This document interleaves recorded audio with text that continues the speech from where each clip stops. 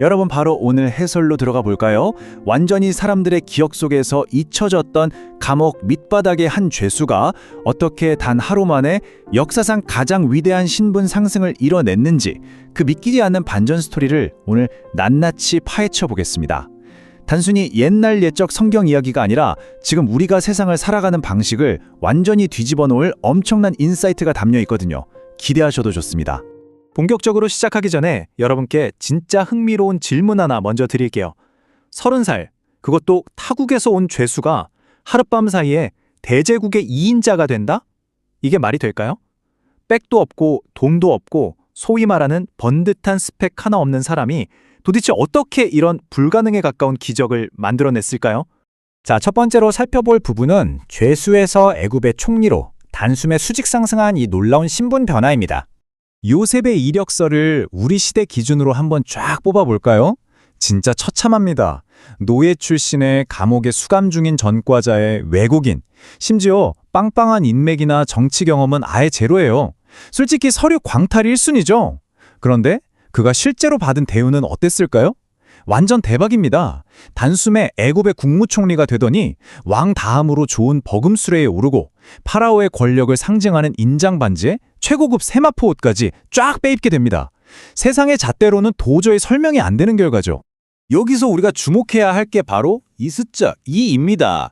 요셉은 그냥 운 좋게 성공한 고위 관료 중 한 명이 된 게 아니에요. 제국 전체의 완벽한 넘버 2가 된 겁니다.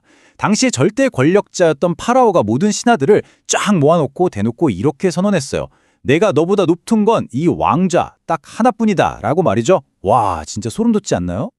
파라오는 여기서 멈추지 않아요. 단순히 권력만 툭 던져준 게 아니라 사브나 바네아라는 애국식 이름까지 지어줍니다. 이 이름 뜻이 뭔지 아세요? 바로 신이 말씀하신다, 신이 드러내신다 라는 뜻이에요. 하나님을 모르는 이방 나라의 왕조조차 요셉의 그 비범한 지혜 뒤에 있는 진짜 배경, 즉 신의 계시를 인정해버린 겁니다.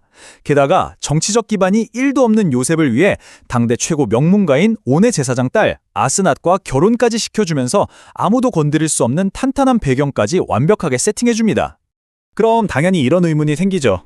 두 번째 주제, 스펙을 이긴 하나님의 영에 대해 이야기해보겠습니다. 대체 어떻게 세계 최고의 석학들과 제국의 통치자가 이 젊은 청년의 말에 꼼짝없이 귀를 기울였을까요? 요즘 우리 사회는 끊임없이 압박하잖아요. 화려한 스펙 쌓아라, 자격증 따서 이력서 한 줄이라도 더 채워라, 그래야 세상이 널 인정해준다. 하지만 요셉의 비밀 무기는 완전히 달랐습니다. 그의 진짜 무기는 바로 하나님이 함께 하시는 삶 그 자체였거든요. 캄캄한 감옥 밑바닥에 있든 남의 집 종살이를 하던 매일매일 성실하게 증명해낸 그 삶 앞에서 세상의 알량한 잣대는 그냥 무너져 내린 겁니다. 이 성경 구절 한번 가만히 곱씹어 보세요. 요셉이 믿는 하나님을 아예 알지도 못하는 이방 왕 파라오의 입에서 직접 튀어나온 감탄입니다. 파라오마저도 완전히 압도당해서 이와 같이 하나님의 영에 감동된 사람을 우리가 어찌 찾을 수 있으리요? 라고 고백해 버리잖아요.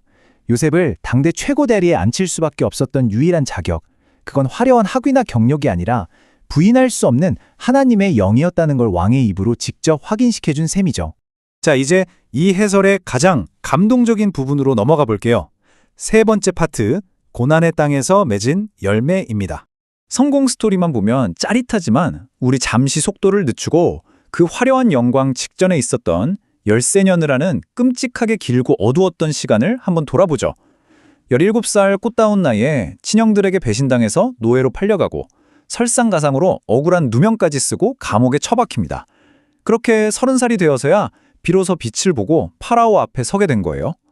이 13년의 타임라인을 가만히 보고 있으면 요셉이 도대체 얼마나 엄청난 인내심으로 절대 흔들리지 않는 믿음을 꽉 붙잡고 있었는지 뼈저리게 느껴집니다.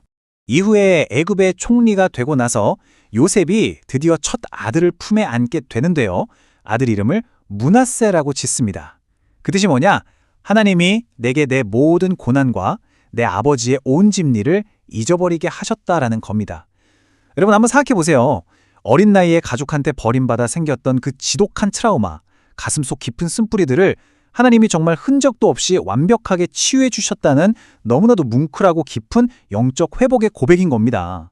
그런데 여기서 끝이 아닙니다. 둘째 아들 에브라임의 이름에서 우리는 진짜 망치로 머리를 한 대 맞은 것 같은 깨달음을 얻게 돼요. 뜻이 하나님이 나를 내가 수고한 땅, 즉 고난의 땅에서 번성하게 하셨다거든요. 요셉은 그저 하나님, 제발 이 끔찍한 상황에서 빨리 탈출하게 해주세요 라고만 빌었던 게 아니에요.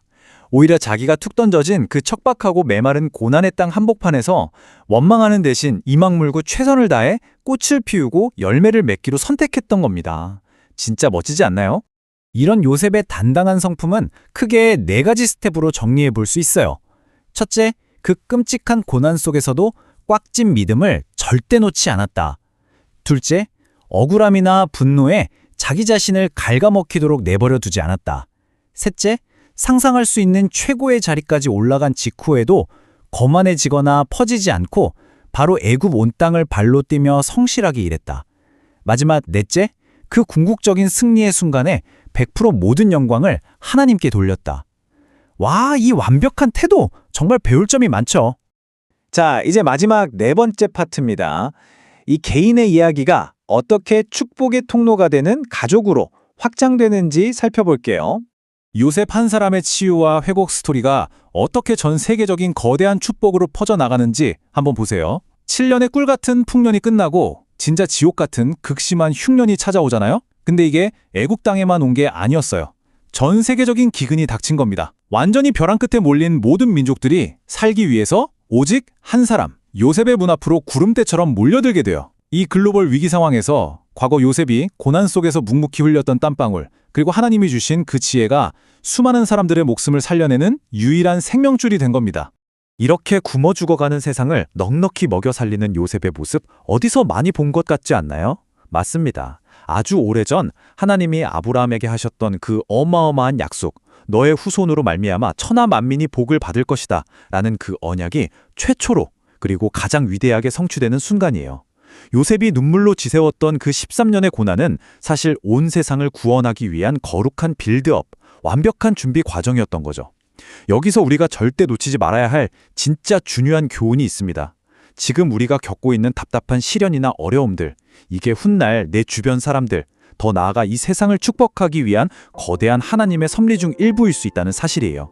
오늘 해설을 마무리하면서 여러분의 마음에 돌직구 같은 질문 하나를 꼭 남기고 싶습니다. 우리 가족은 지금 세상에 박수 쳐주는 화려한 스펙을 쌓는 데만 목숨 걸고 있습니까? 아니면 이 세상을 살려내는 진정한 축복의 통로가 되고 있습니까? 혹시 우리도 그저 남들한테 뒤처지지 않으려고 치열하게 생존 경쟁하면서 이력서 한 줄 더 채우기에만 급급한 건 아닐까요? 아니면 요셉처럼 어떤 척박한 시련의 자리에서도 기어코 뿌리를 내리고 주변을 넉넉히 먹여 살리는 축복의 통로로 쑥쑥 자라나고 있습니까? 오늘 이 묵직한 질문을 여러분 각자의 삶 그리고 우리 가족의 모습에 깊이 한번 비추어 보셨으면 좋겠네요. 그럼 저는 다음번에 더 흥미없고 통찰력 있는 해설로 다시 찾아오겠습니다.